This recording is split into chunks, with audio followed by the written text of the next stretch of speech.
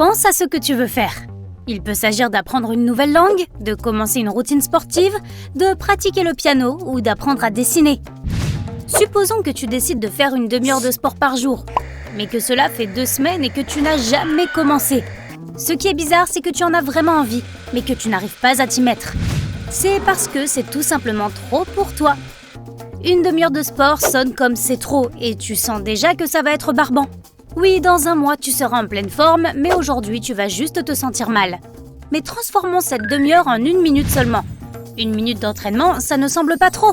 Ça ne te dérange probablement même pas de le faire maintenant.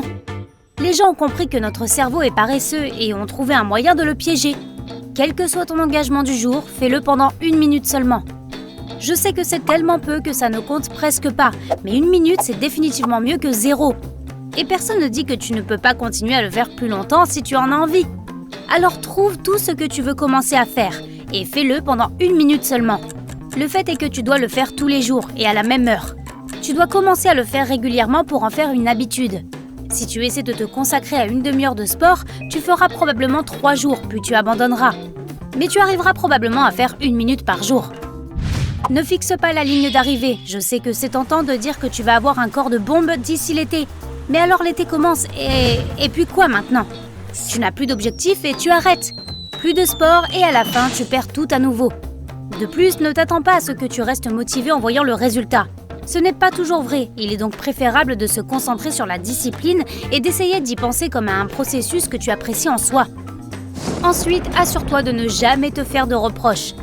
Il s'avère que les reproches et les humiliations découragent les gens au lieu de les faire progresser. Si tu rates un jour, fais preuve de compassion envers toi-même et fais-le le lendemain.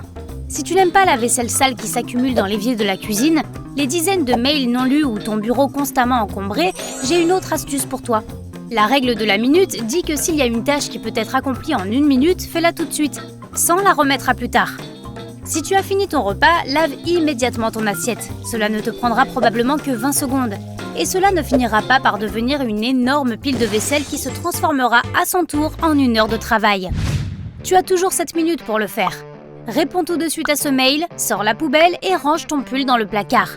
Fastoche et rapide. Pourtant, cette règle te demandera beaucoup d'efforts et de discipline.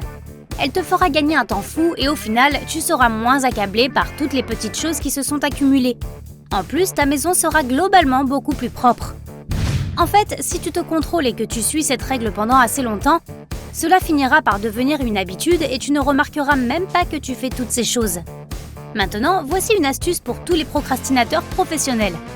S'il y a des choses que tu devrais faire, mais que tu n'arrives pas à te forcer à réaliser, applique la règle des 5 minutes. Encore une fois, ce qui te décourage, c'est de réaliser que la tâche est difficile, ennuyeuse, compliquée et que tu vas la faire pendant des heures. Ton cerveau le sait et il n'aime pas ça, alors il te trouve des excuses pour ne pas commencer du tout. Alors décide de la faire pendant 5 minutes seulement, puis tu es libre d'arrêter si tu n'aimes pas ça. Le plus difficile, c'est de commencer. Si tu te trompes et que tu ne t'obliges pas à faire quelque chose d'accablant, il sera beaucoup plus facile de t'y mettre. Règle le minuteur sur 5 minutes et force-toi à commencer.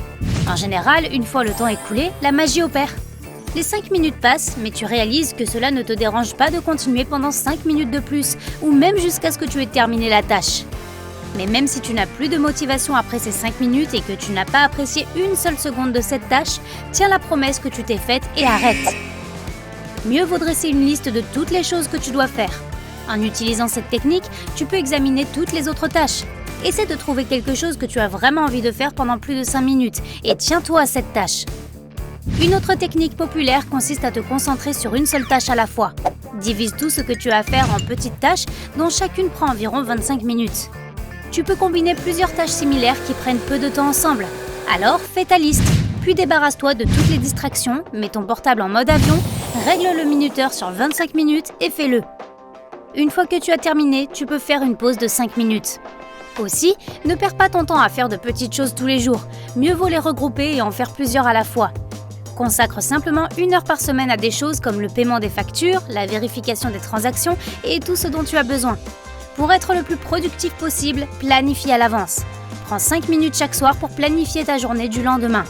Tu sauras tout ce que tu dois faire et quand tu dois le faire et cela te fera gagner beaucoup de temps. Essaie de mettre à profit le temps perdu dans le bus ou pendant le trajet à pied au supermarché. Écoute un podcast ou lis un bouquin. Passe un coup de fil pour prendre un rendez-vous en attendant qu'une réunion en ligne commence. Fixe de petits objectifs. La tâche appelée terminer le projet est tout simplement trop énorme au départ.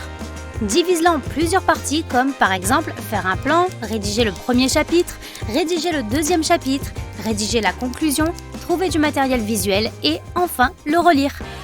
Maintenant, au lieu d'une énorme tâche, tu en as 6 plus petites qui ne semblent pas si angoissantes.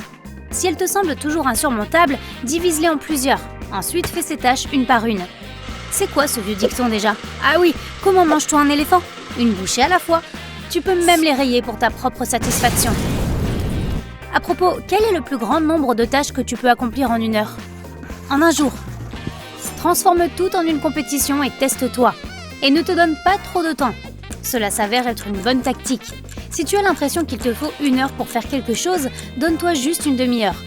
Même si tu ne finis pas en une demi-heure, tu le feras probablement en 45 minutes, ce qui est toujours 15 minutes plus vite que ce que tu pensais.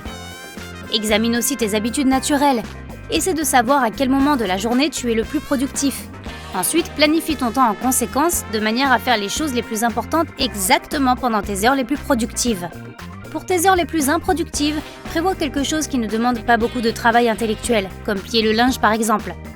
Si tu n'as envie de rien faire, commence par la tâche la moins désagréable du moment.